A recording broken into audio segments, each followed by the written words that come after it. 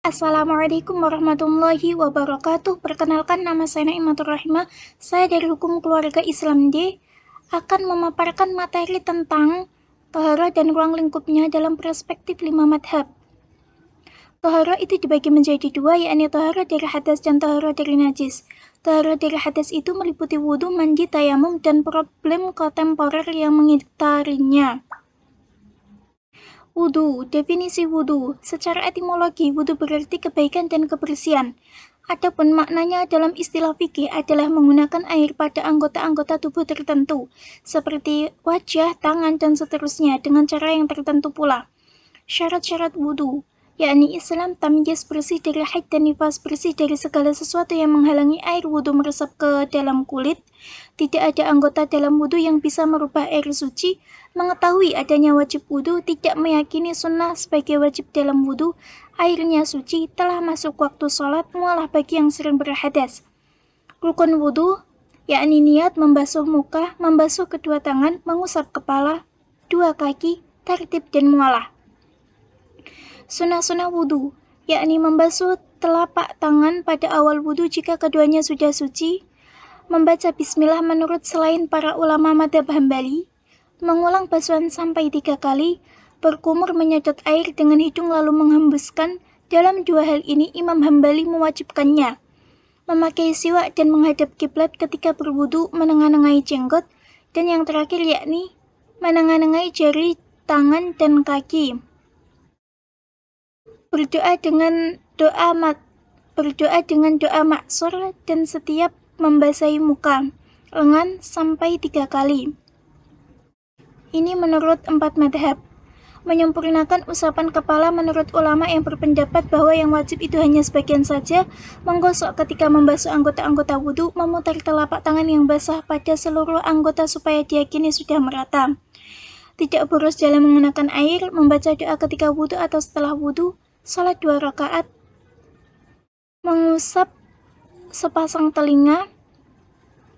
Hal yang membatalkan wudhu, yakni kencing, kotoran, dan keluar angin, mani, bersentuhan dua kulit laki dengan perempuan dewasa tanpa pembatas, madhi dan wadi, hilang akal, muntah, tertawa, darah dan nanah, daging unta, dan darah haid. Sekarang bab mandi. Definisi mandi. Menurut bahasa, mandi adalah mengalirkan air, sedangkan menurut istilah, mandi adalah mengalirkan air seluruh anggota badan dengan cara tertentu sebagaimana yang telah diatur dalam syariat. Syarat-syarat mandi, yakni Islam tamyiz, bersih dari haid dan nifas, bersih dari yang menghalangi air meresap ke kulit, tidak ada anggota wudhu yang merubah air suci, mengetahui wajib wudhu, tidak meyakini sunnah sebagai wajib wudhu, airnya suci, masuk waktu, mualah bagi yang sering berhadas. Rukun mandi, yakni niat mandi wajib. 2. Mengalirkan air seluruh tubuh. Hal yang disunnahkan, yakni memulai dengan niat di dalam hati lalu melafalkannya melalui lisan, membaca basmalah dan menghadap kiblat. Wudhu sebelum mandi, sekalian membasuh kemaluan yang sudah bersih dari najis, membasuh kedua telapak tangan, menghilangkan kotoran, menyiram anggota badan dimulai dari bagian yang kanan, menggosok-gosok anggota badan. Bab tayamum. Definisi tayamum. Tayamum yaitu bersuci atau membersihkan diri dari hadas dan najis dengan cara mengusap wajah serta tangan menggunakan debu atau tanah atau sejenisnya dengan syarat harus bersih dan suci. Syarat-syarat tayamum yakni dengan debunya suci, tidak debu mustakmal, tidak bercampur gandum atau semacamnya, sengaja tayamum, basuh wajah dan kedua tangan dengan 2 kali tepukan tanah, sebelumnya sudah membersihkan najis badan, ijtihad menggunakan kiblat, tayamum setelah masuk waktu, tayamum sekali untuk tiap sholat fardu. Rukun tayamum yakni memindai debu, niat, mengusap wajah, mengusap tangan hingga siku, tertib dalam mengusap. Sunnah tayamum.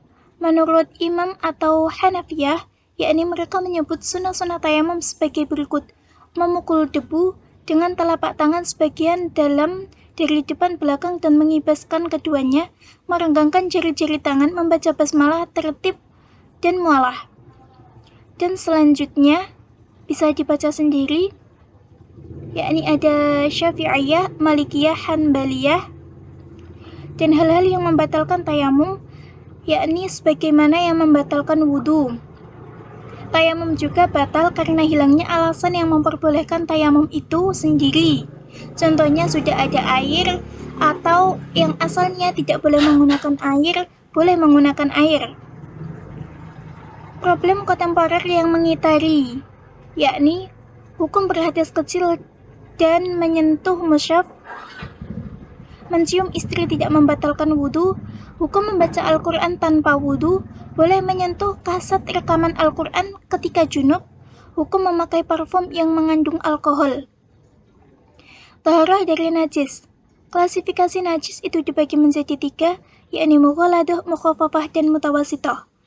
Akibat hukumnya, yakni hukum wajib menghilangkan najis dari badan, pakaian, dan juga tempat yang hendak digunakan dalam mengerjakan sholat, kecuali najis yang dimaafkan karena sulit dihilangkan atau sulit dihindari agar tidak mempersulit jalannya ibadah.